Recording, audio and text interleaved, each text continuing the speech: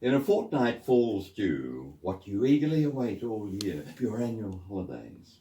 Free to visit the Australian surf of your youth, where your family moved around, perhaps, living at that time wherever your father's work took your family. A nostalgic holiday? No, I like to go to what I call Disneyland. It's all the New Zealand prisons. Excuse me, Disneyland? That's a new name for New Zealand prisons? That's what I call it. Is Mickey Mouse there? No, but all my favourite characters are. Oh, good on you. You're doing God's work, as we always say, but you've been doing this for how long?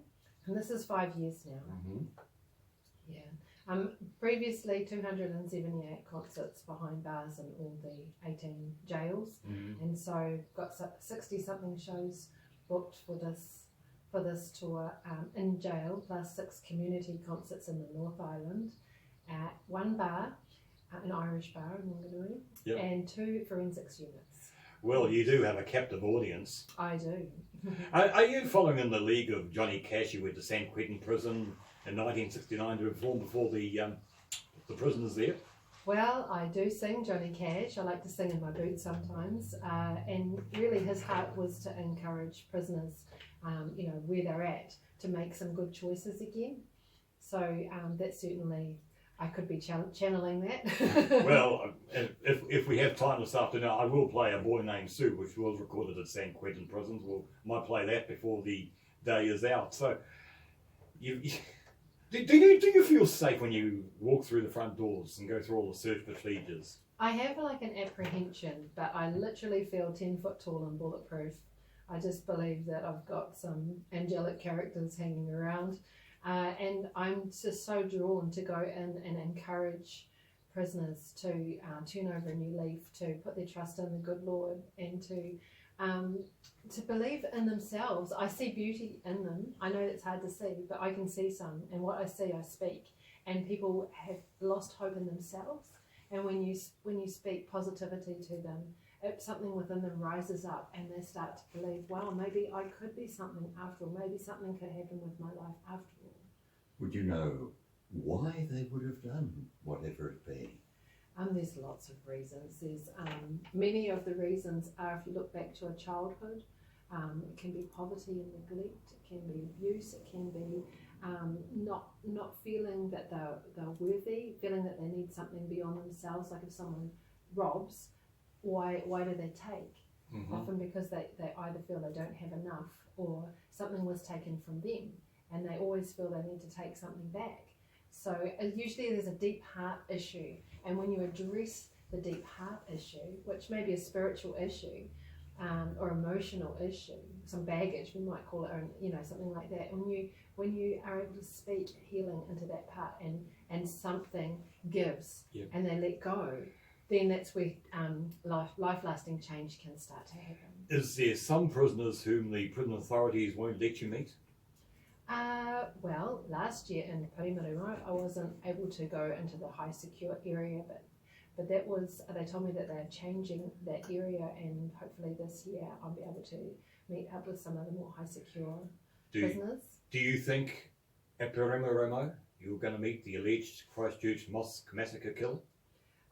I don't ever look in the news to see where any particular prisoners are. I don't follow those articles, and I don't seek out individuals, and if he was, I probably wouldn't realise it. I have been in front of some very high profile prisoners and had my concerts in front of them, and later it was pointed out to me that was so-and-so, and it's irrelevant to me. Every person is just a person, that's somebody that God loves and is a treasure. We need to give them an opportunity to not stay in that place where they were, and to change, because if they come out, and most people do come out of jail, we want them to be changed and fully rehabilitated, because we don't want them to carry on doing what they did. Nicky, you're brave. Probably they don't wish to ever return there, but some will have the memory that it was in prison that they first heard your message. If they didn't meet you personally, they could always be acquainted with the thoughts in your mind, which you attribute to a higher power, by listening to recordings. Yes, so I've been making albums it's been on my heart in the last 11 years. I have made 9 albums, and this year I've released 2.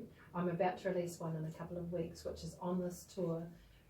Is called The Life, and the one that I released in June in the Waikato is called The Truth. That one is scripture songs, and The Life is ex-prisoners' actual life stories that have been set to pretty fun contemporary music, and so that's coming out on tour to give to the prisons. At the moment, we're listening to a track called God's Armour.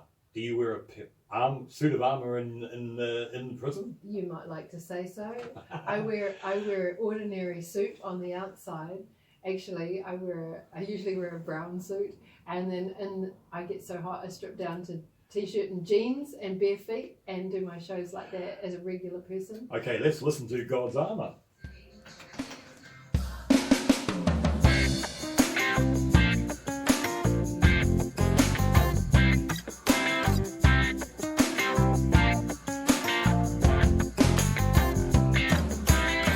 Be strong in the Lord and in His mighty power.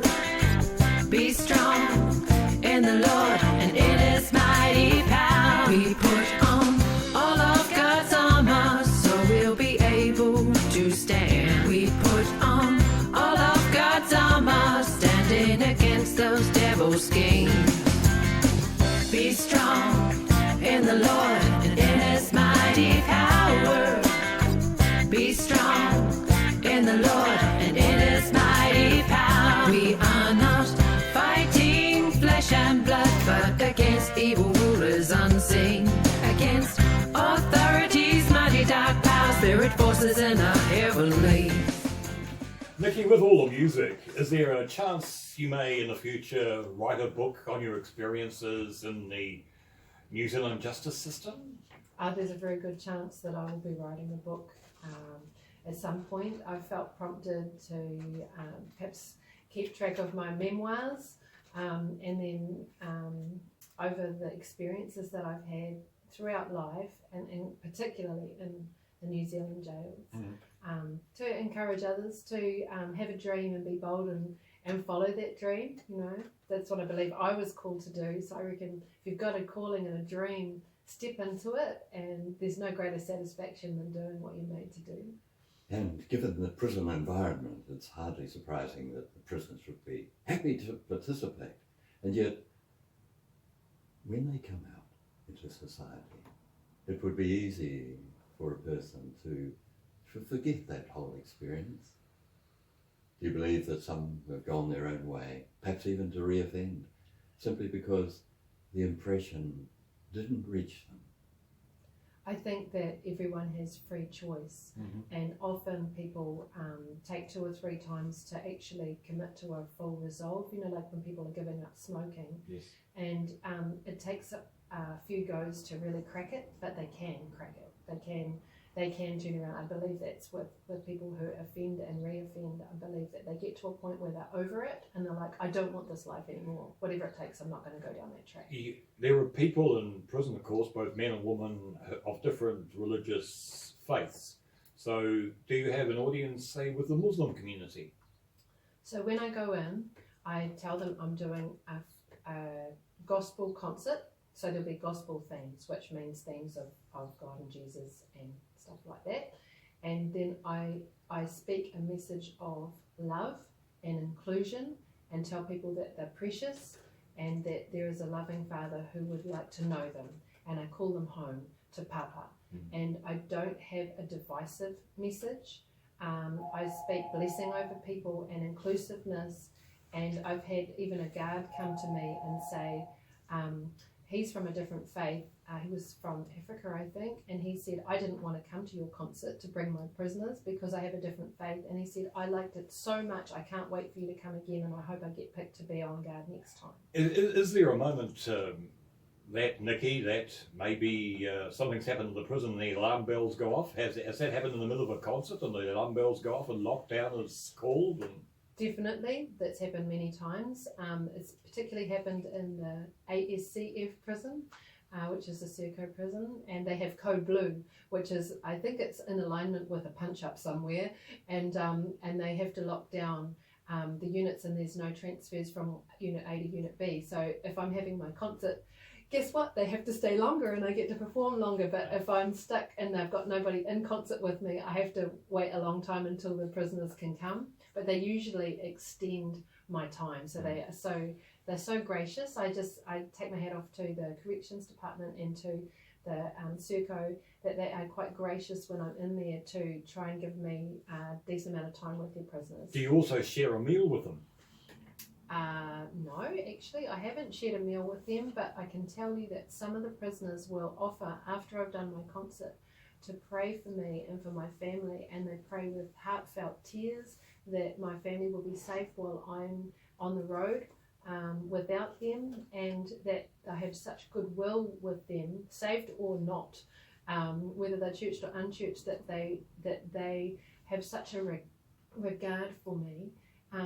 Whether you often aren't allowed to share food in the same time they have special meal times and stuff, but they will be like, can I get you a drink of water, miss? Do you need anything? And they'll run off to my van and pick up here under supervision. But they are so helpful and generous with what they have got. If only they'd been so well behaved before they ended up in prison. Well, this is a time to turn around. This is a time for reflection. This is a time to reconsider.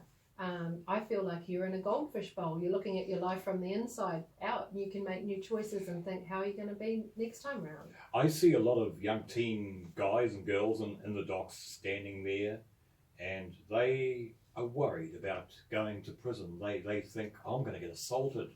So you've got these young 17, 18, 19-year-old kids who are in a prison environment maybe for the first time. Do you worry about them? Well, I wouldn't use the word worry, but I certainly have concern for their well-being. They do have youth units where they try and funnel younger people so that they're with like-minded. Like I often am in youth units like in Mount Eden and in Hawke's Bay Regional Prison. They have 16, 17-year-olds.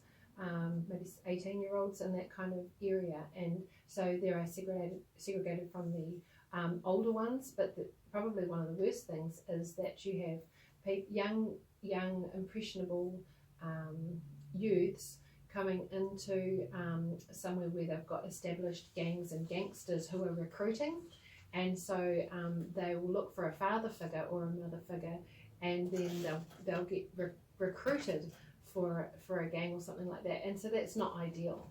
Yeah. This is the authority song. We were just talking about authority. We draw near to God, and He draws near to us. Lord, cleanse our hands and purify our hearts. We choose to submit ourselves fully to the Lord. We choose to resist the devil, and he flees from us. The God of peace will crush Satan under our feet. We choose to submit ourselves to the Lord. Now we are of Christ, we are a new creation. The old has passed away. You say maybe one of the prisoners needs a Bible, so you'll take him one? No, I absolutely don't. I don't take in anything that I can leave behind here. But I do take in, last year I took in 72 contraband items that were part of my get up with guitars and strings and leads and sound system and stuff, which has extensive permission slips signed in advance. I could see someone searching your guitar case. Actually, I've had guards open up my piano case looking for small offenders inside, but I say I only keep leprechauns in there. There's no offenders in there. So even prison can be a place of humour and feelings. Yeah, it is, and some of the guards and the prisoners have such a good rapport that they can share a joke, and you can be part of that. There's quite a levelling, especially in Otago corrections facility, they have a really good rapport. In fact, one time I did my concert, and then they did a concert of current prisoners and staff, back to me and to the roadie Sally that I had with me, as to honour us. And some of those songs had been written by their prisoners, regretful of the decisions. He'd been a drug dealer and said, I don't want to be the guy that sells drugs to your children anymore. That was the song that they sang, and he'd just been released and someone else sang it to us. So I mean, there is a good rapport when people have a heart for prisoners, to see them turn around. Yeah. And yet many of us carry the notion that it's a brutalising place where people have to act as if they mature and strong, when in fact they're not. They're hurting. Well, I am not there all the time. I only go in for one day into each jail, and they probably give their best behaviour on the day that I'm there. I'm sure there's some very dark times. There's some moments of reflection. There's probably some dangerous times where they don't feel safe with who's around them. You know, prisoners don't feel safe with who's around them. I hope that they feel safe with the management around them, that they're safe, you know, that there are strong boundaries in place. But there are things to be feared. But then if you choose a good attitude and you choose to look out for other people and not always have it in for other people, you find what goes around comes around. you must be happy when some of the people you've sung to have got home D or community detention, and they've been given conditions, but they're out to build new lives after ruining somebody else's life. So you're probably glad to see them out back in the community. From time to time, an ex-prisoner will come up to me, like in the supermarket or in the street, or at a concert that I'm doing in the community, and they'll say, the day that you came, my life changed, and I've turned over a new leaf. And I had one guy in ASCF come to me, and he said, I'm so ashamed to tell you that I have been out since you came, and I messed up again, and I don't want to mess up again. I just want to come and confess to you that I've screwed it up. But I'm much better now, and I see what I did, and I see where I was heading. So, like, it is good to see people on the outside. I do also have compassion, obviously, for people that have been victims of crime. That it's incredibly sad, and my heart also reaches to them. But my emphasis of where to if you're going to spend your life, if you're going to pour out your life for something, I'm pouring out my life for the prisoners to know who they are, to know who their God is, and that they can be fully changed and restored. That's my life. The Bible and both Testaments are full of prisoners, as we know. St. Paul and St. Peter and others, they kind of were martyrs for what they were preaching. So it's happened in the last 2,000 years or so. Yeah, well, they actually weren't doing harm. They were preaching goodness and light, and they were persecuted for doing the right thing in a community that didn't want to accept what they had to say. But the prisoners that I'm going to see, by and large, have actually done something wrong, or they've been convicted of a crime, and so they are actually having to pay consequences that society deems acceptable for what they've done. So they've definitely done something that's wrong, but we don't have such a punitive, like we're not going to kill them for what they did, even if it was really, really bad. But all of us want to see life-lasting change in their lives. When do you find those times when you can reflect on what you want to express in the lyrics? When do I find time? That's a very good question. Morning, noon and night, I'm always asking the Lord, show me what do you want me to sing? What do you want me to speak? What do you want me to pray? What do you want me to do? And out of that, I get dreams, I get songs, I get woken in the night, I get people will come up to me and say, this one person came up to me and said, you need to sing this such and such a song by this such and such a person on your next prison tour. Help me God, this is the song that you've got to sing. And I'll look it up and I'm so taken with it. And I'm doing that at the moment. It's not a particularly easy song to learn, but it's a very moving song. I'm not religious minded, but I know Shine TV have been having a Shine-a-thon in the last few days raising money. It's expensive to have a Christian television channel, isn't it, these days? I guess so. I haven't really had much to do with Christian TV, to be fair. And yet you'd be identified by those who are unchurched, who have no connection with the church before they find themselves in prison, but they identify in your message, a Christian message. That's right. Well, the message is universal of we've all messed up, we've all fallen short, I actually say to them, oh look, we've all screwed up and done dumb things, haven't we? But some of us get caught, don't we? And we have a bit of a chuckle.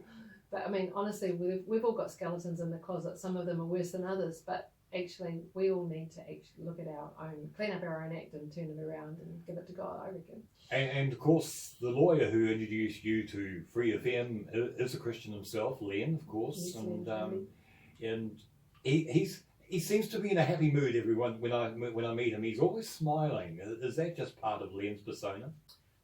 We've known, David and myself have known Len for many years, and he is a joyful person. He's a giver. He's a defence lawyer because he believes that everybody deserves Yes. a good defence throughout their life. That's a community principle. Innocent before proven guilty is what the law says. He's a really decent bloke, and I'm really privileged to have him as somebody that is a friend of ours. Yeah. Living joyfully.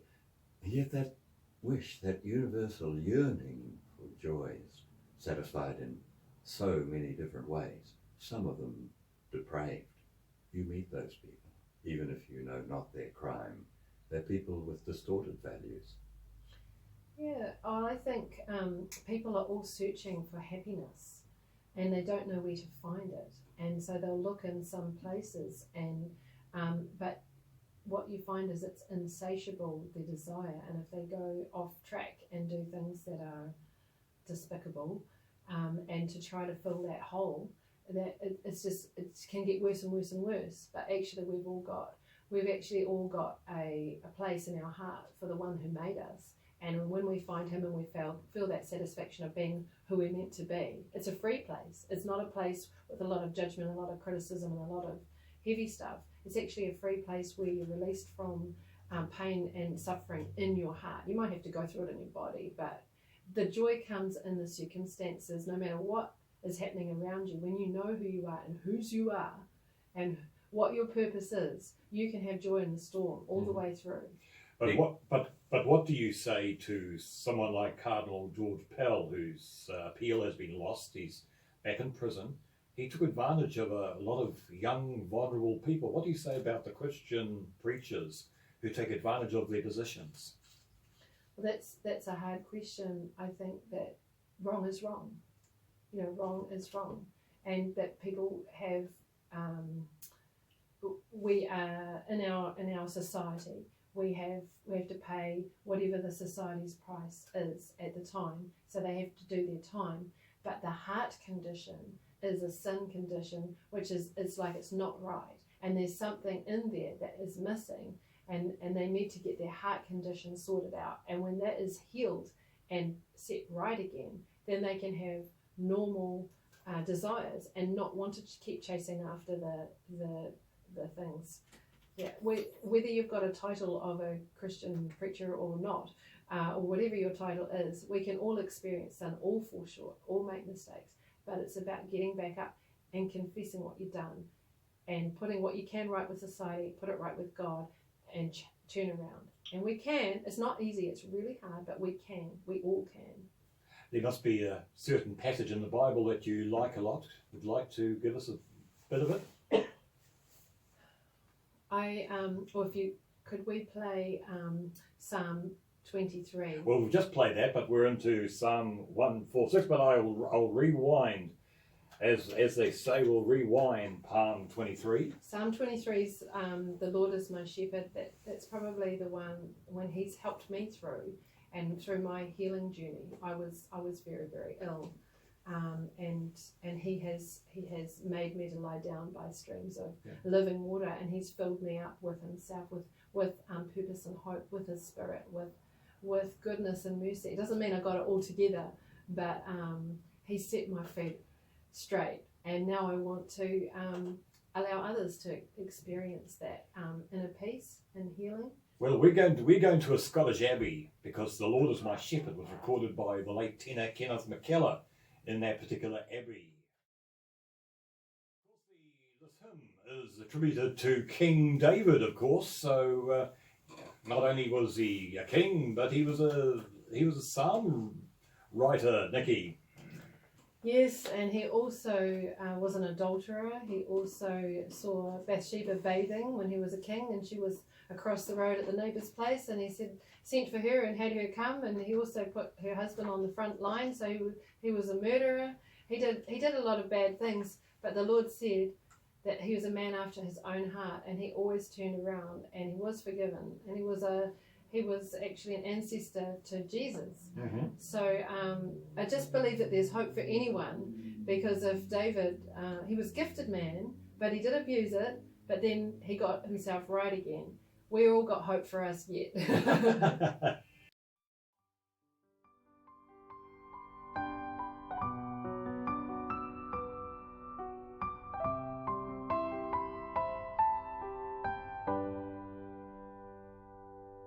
The Lord is my shepherd, I have all that I need. He lets me rest in green meadows. He leads me beside peaceful streams, renews my strength.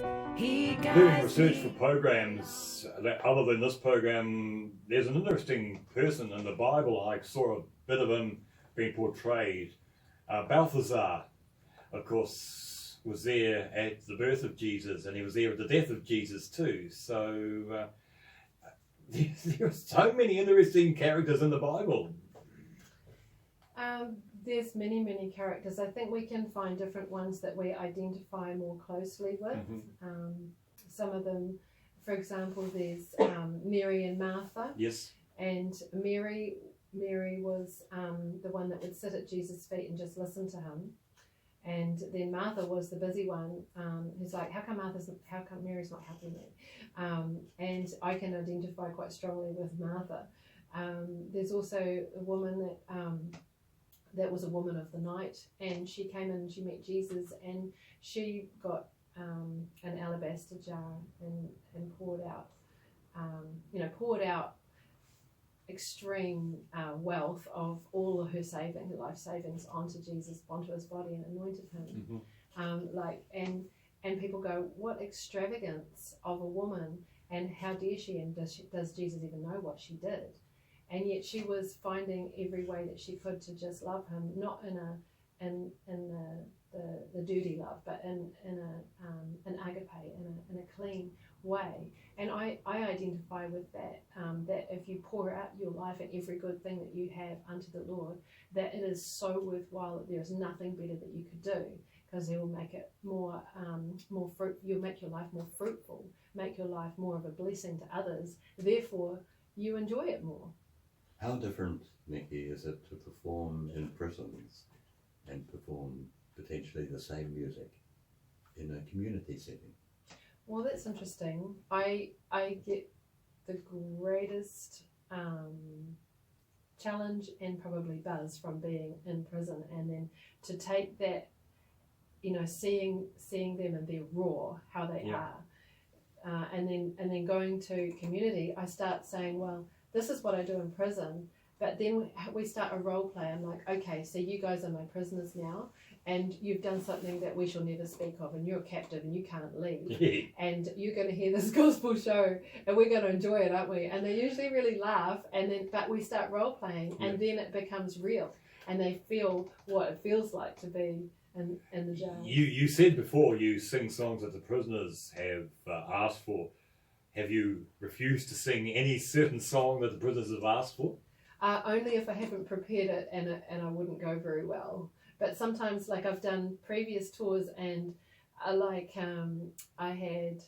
had some prisoners say, "Oh, can you do this song that you did last time or 2 years ago?" But if I haven't prepared that song, I've just had to say, "No, I've got this other one though instead." And but I bring back the best of. So this year I'm bringing quite a lot of best ofs back, including some Johnny Cash. So. Well, we're going to play some Johnny Cash shortly. It's just over a fortnight and you'll be on your way. 5 weeks on tour, more than 60 prison shows. But in the midst of all this, you're also planning to be here in Hamilton and meeting the public. Yes, one of the community concerts, the third community concert, will be at Agora Cafe on Wednesday night, the 25th of September. It's a 7 p.m. That's in Frankton, a free concert, and so it's to showcase to any and all that would like to come. You don't have to have any faith. If you just come as you are, but ex-prisoners particularly welcome, and we have a supper laid on and a cuppa, and we will be willing to pray for anybody who has any needs at all. No questions asked. Pray for your needs, and the good Lord will assist. And that will mark virtually the end of another year's exploration through New Zealand prisons, ready to touch the minds of those who will listen. This concert's after 1/3.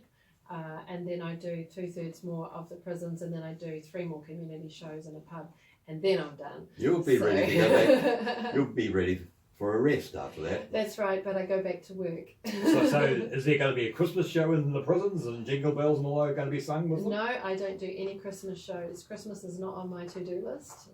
Just the gospel shows in springtime. Yeah. It's the message for It's you. the message. The entertainment is coincidental. It just dresses up the message, but it's very gimmicky. We've got live looping, multi-instruments. I'm playing with bass, acoustic guitar, keyboard. Keyboard's my best instrument, and multi-level vocals, 3 and 4 part harmonies, and I have a subwoofer, a new sound system. Praise God, I have a new sound system. It costs over $7,000, and I prayed for it, and I had 2 donations deliberately, 2 different. One said I'll give you 5, one other contributor said I want to give you the rest. And I've got a brand new system that's lighter and easier, new guitars that are lighter and easier to carry because I'm not getting any younger. Yeah. Nicky Moran, singer, a person of outreach for her Christian faith, and a mental health nurse.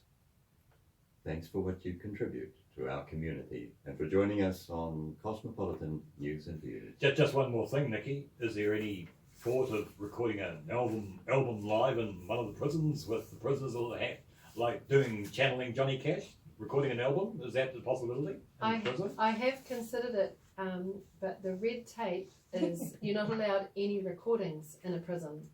You're not allowed to record something and take it out.